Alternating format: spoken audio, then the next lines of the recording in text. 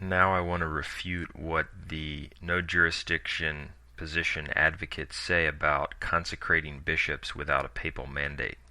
Their position is that it's never lawful to consecrate a bishop without a papal mandate. Here's how Jerry explains it.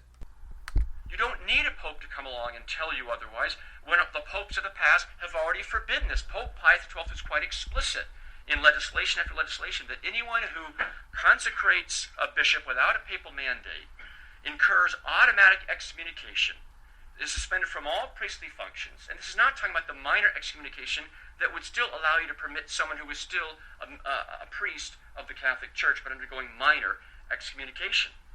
Here's more on the same issue of consecrating bishops. Ken has made the comment several times that laws do not bind when obedience to them is impossible. I agree. I agree with that principle. But it's irrelevant.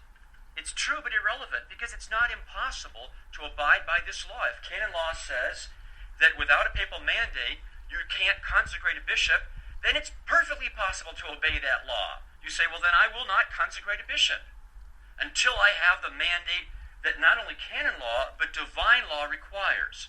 Because it is the teaching, the solemn, dogmatic teaching of the Catholic Church at the Vatican Council of 1870, for example, that all jurisdiction resides ultimately in the Pope. And the Pope delegates this authority to the bishops of the world. And therefore, the jurisdiction which these bishops want to claim extraordinarily is not being derived from the proper source. They are starting from, it's like building a house with a second floor, no first floor, no foundation to hold it up. It just can't float there in the air. In other words, it's irrelevant for Ken to say over and over again, look, we can't obey these laws. Of course you can. You just don't make bishops until you have the authority of a pope telling you to. Why did the church give you that? Please read the commentaries on these laws. Jerry says that it's perfectly possible to obey the law forbidding a consecration of a bishop without a papal mandate. You just don't consecrate bishops. Okay, canon law also says that you can't preach without permission. Don't preach. It's perfectly possible for you to obey that law and not preach, and stop your preaching all over the country. It's also perfectly possible for you to obey the law forbidding anyone to publish religious works without proper approval. You just don't publish religious works, but you do that anyway, even though it's possible for you to obey it. It also says in canon law that when you convert someone, you must bring him to the local ordinary so that he can make his profession of faith and abjuration there. But since there aren't any local ordinaries, that would mean that you couldn't convert anyone because, according to the strict letter of canon law, you have to go to the ordinary. It's perfectly possible for you to obey that law. You just don't try to convert anyone, or you try to convert him and hope and pray that some ordinary comes along out of nowhere so that he can make his profession of faith to him. This is abominable hypocrisy. And before I get into refuting his false position on the consecration of bishops without papal mandate, I want to play another clip in which he invokes epikeia and admits that when he thinks it's justifiable, it's okay to violate the very laws he claims are binding. On canon law. Can you please tell us who received you back into the church and by what means? And can you please show us the imprimatur for all your published works and website?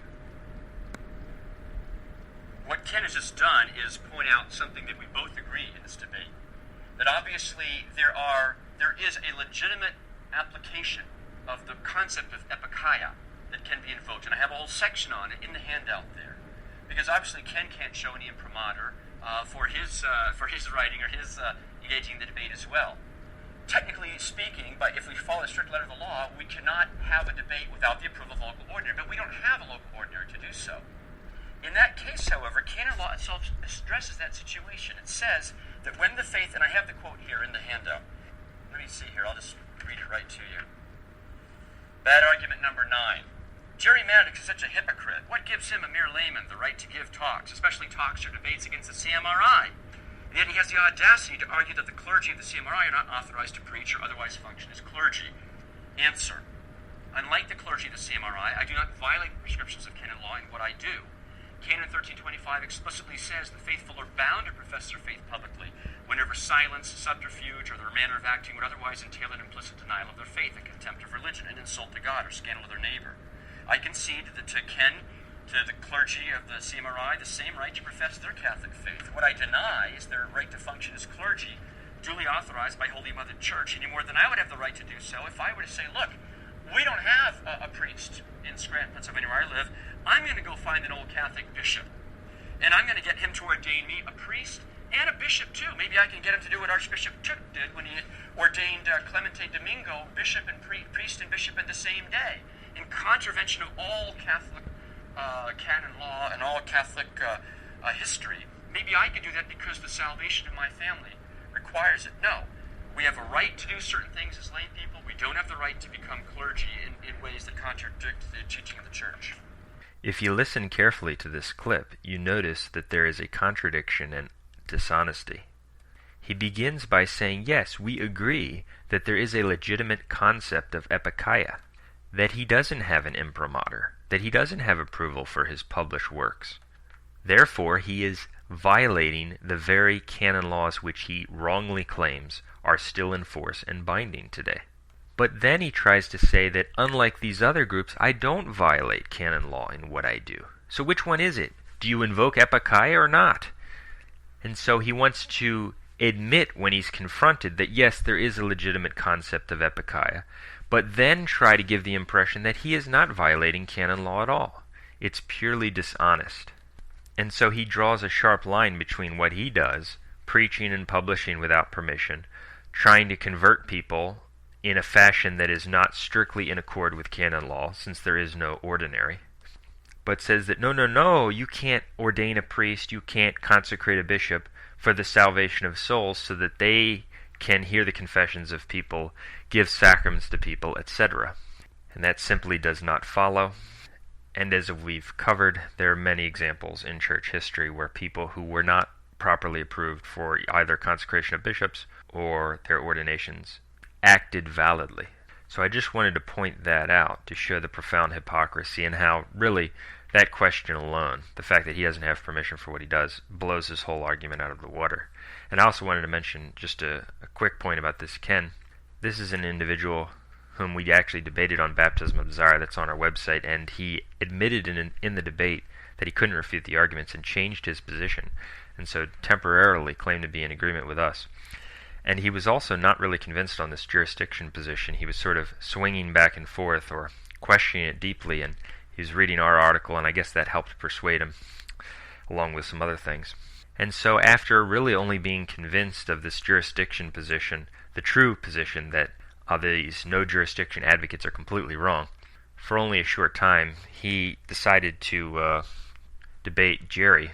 And in the course of the debate, or actually before the debate, he was calling us up and asking for help and assistance, and we presumed he was in agreement with us on the issues. But in the course of the debate, he wound up promoting many different heretical groups and some of the worst heretics in the traditional movement. So it was really awful. He did make a few valid points, such as that Jerry doesn't have any permission for what he does, but he neglected to mention almost all the other points that I've covered today, which totally devastate the position, such as the ones on the Great Western Schism, and also the points from Maskevich's book. And then after the debate, when we charitably rebuked him for promoting heretical groups and priests in the debate, he seemed to acknowledge that it was wrong, and seemed to change his position again, but a few weeks after that, he completely switched his position again on salvation, and unfortunately became a promoter of the heretical groups which favor salvation outside the church. And so, unfortunately, he's a mass of heretical contradictions. Now I want to cover in some detail the issue of consecrating a bishop without a papal mandate.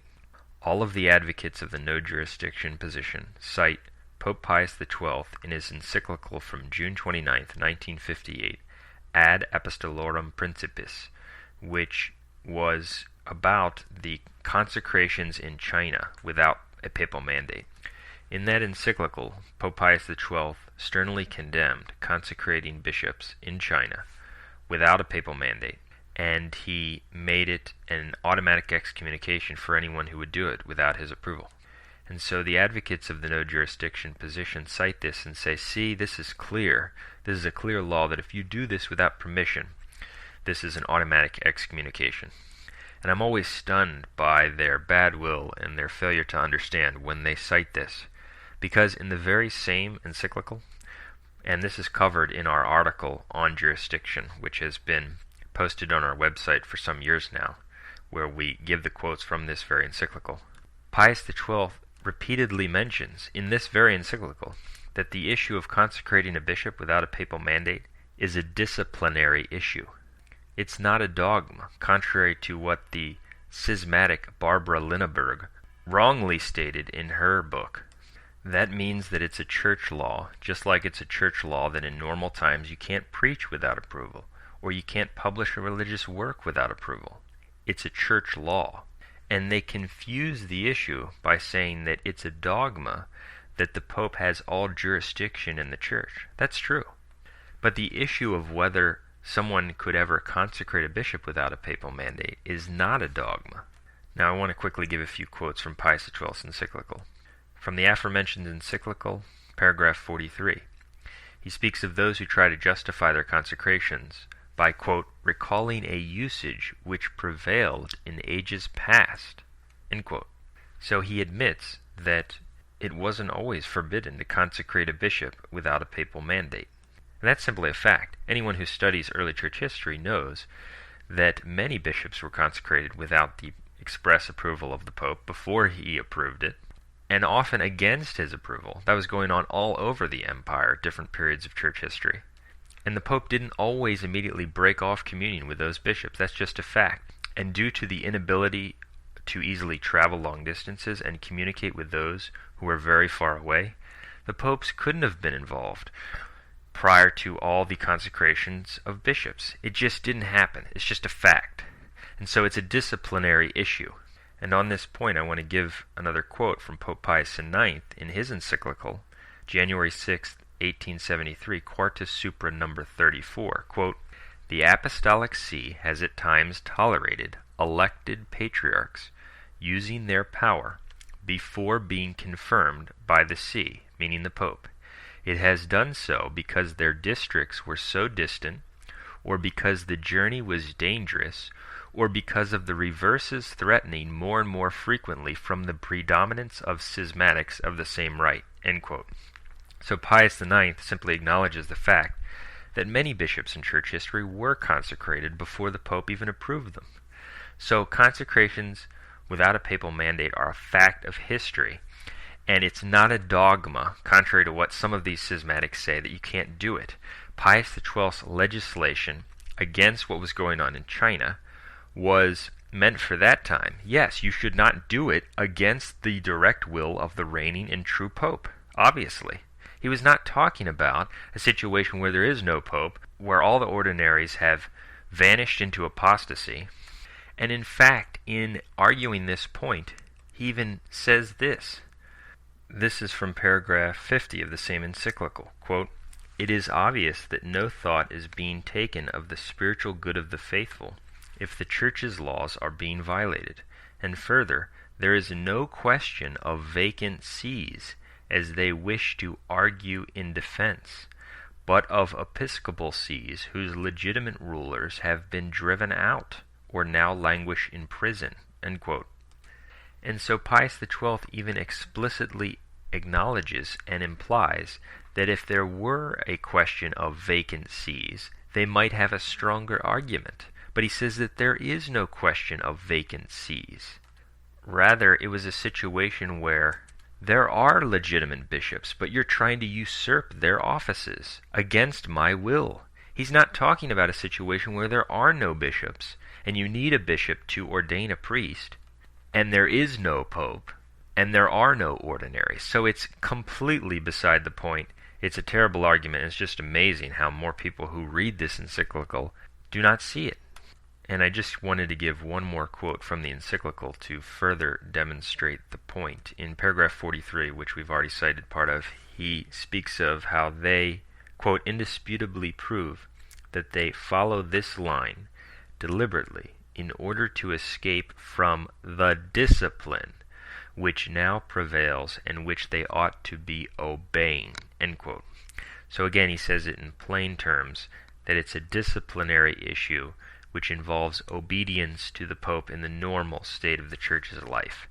It's not in any way a proof that someone cannot consecrate a bishop without a papal mandate in a necessity such as the one we have now.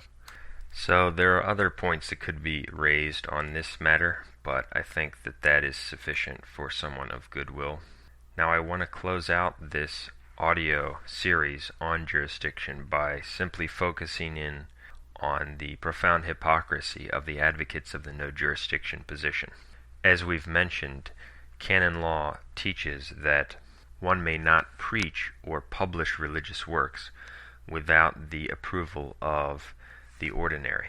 In disseminating their false and schismatic view on jurisdiction, these people totally cast those laws aside and thus condemn themselves out of their own mouths. Here is Jerry Matitix admitting that to preach requires explicit jurisdictional authorization. To preach, likewise, is something that requires explicit jurisdictional authorization. And I quote that as well here in this handout. So he's obviously condemned out of his own mouth, but he actually tries to get around it by saying that he doesn't preach, he just talks and evangelizes. Well, that is patently ridiculous. And to further refute it, I want to examine what Pope Leo XIII said about this matter. In Pope Leo XIII's encyclical Sapientia Christianae of January 10, 1890, in numbers 15 and 16, he says that the office of preaching is reserved for pastors. But he goes on to say what part the laity can have in preaching and or teaching in a less than official capacity. He says, quote, "No one, however, must entertain the notion that private individuals are prevented from taking some active part in this duty of teaching, especially those on whom God has bestowed gifts of mind.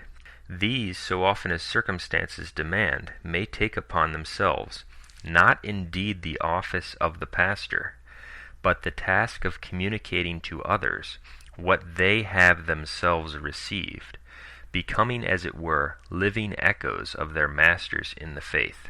End quote.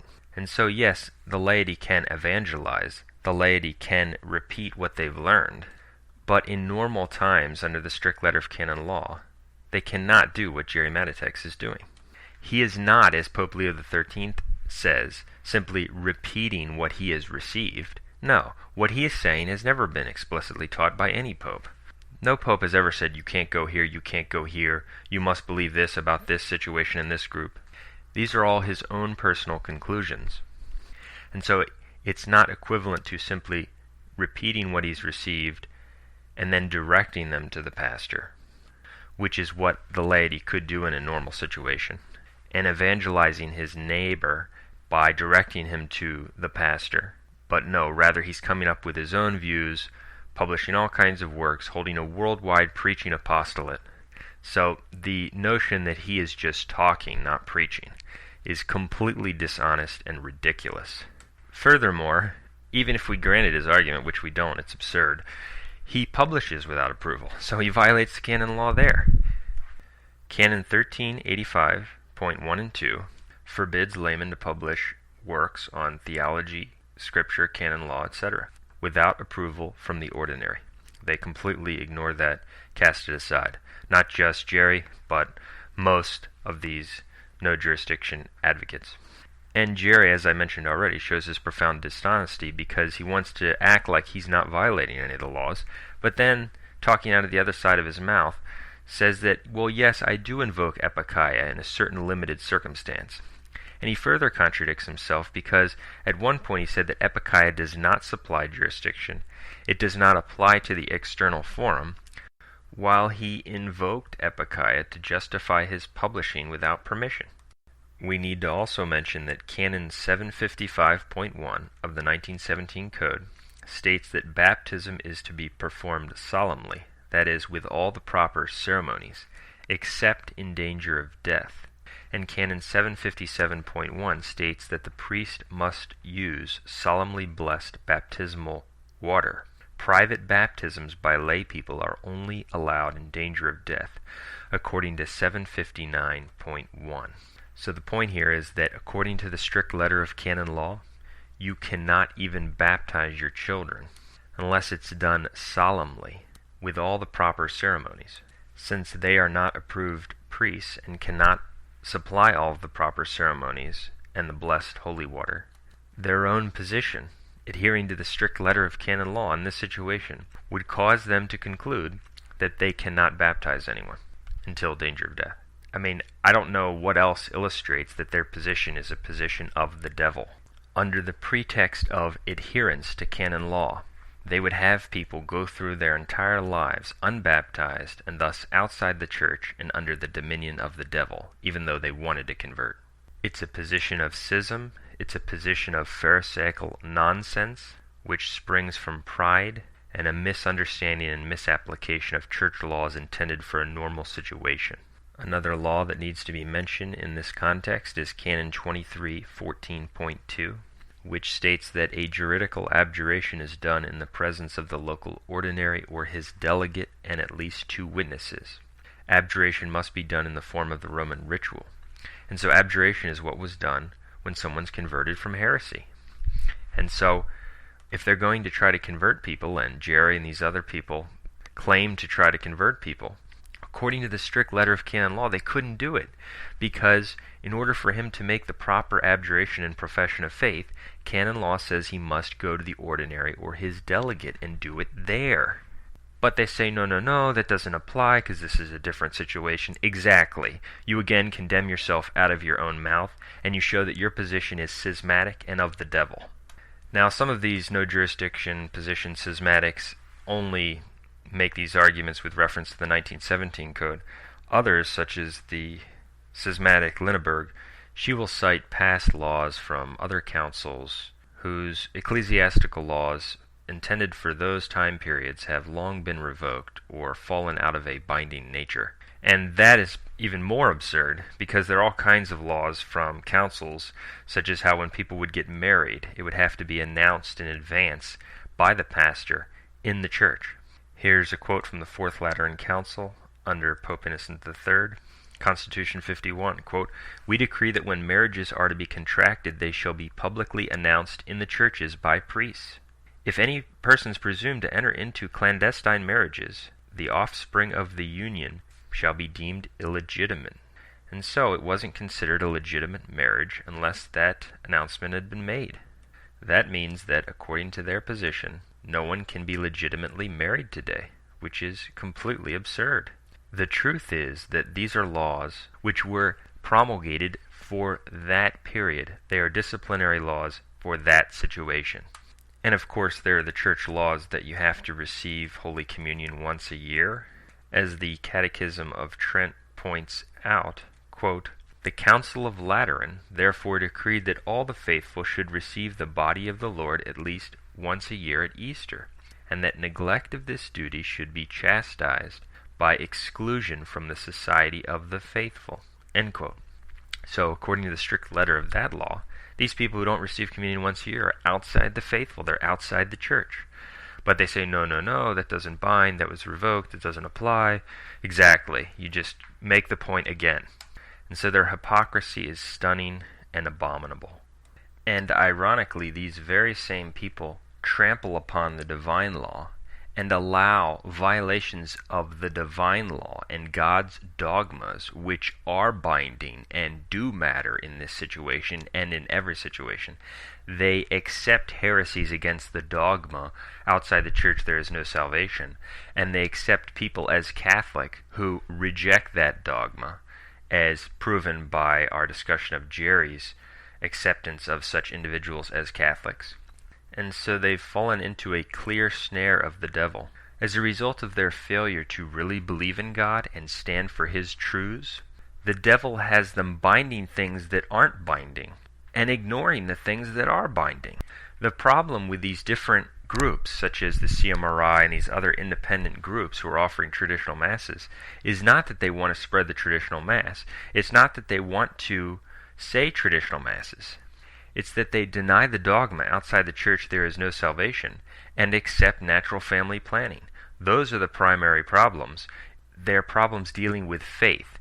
And so the no jurisdiction Pharisees condemn these groups for what is not their problem, namely having priests ordained so that they can hear people's confessions, say masses in the traditional form, administer traditional sacraments, etc. They condemn them for that, but they ignore what is truly their problem, that they do not accept the absolute necessity of water baptism and the necessity of the Catholic faith for salvation, and the fact that they accept natural family planning. So they condemn them for what is not their problem, wanting to spread the traditional Mass, wanting to administer traditional sacraments, but for the most part neglect their violations of what really matters, the faith. And the faith is what people need for salvation. That's what they need to be saved, and that's why these jurisdictional Pharisees are so deceived. And what our Lord said to the Pharisees applies to them. Matthew 23:23, quote, "Woe to you, scribes and Pharisees, hypocrites, because you tithe mint and anise and cumin, and have left the weightier things of the law, judgment and mercy and faith. These things you ought to have done, and not to leave those undone." End quote. And they are exactly what our Lord spoke of in the Gospel when he condemned the Pharisees. For instance, in Matthew chapter 12, we read about how when Jesus went through the corn on the Sabbath and his disciples were hungry, and they began to pluck the ears and to eat, because they felt they needed the food. And the Pharisees, seeing them, said to them, "Behold, thy disciples do that which is not lawful to do on the Sabbath." But Jesus said to them, "Have you not read what David did when he was hungry, and they that were with him, how he entered into the house of God and did eat the loaves of proposition which it was not lawful for him to eat, nor for them that were with him, but for the priests only? Or have you not read in the law that on the Sabbath days the priests in the temple break the Sabbath and are without blame? But I tell you that here is a greater than the temple." End quote. And so Jesus condemned the Pharisees for binding things that do not bind in certain circumstances and in a necessity. And that's the principle of canon law, that necessity can make licit that which is normally illicit.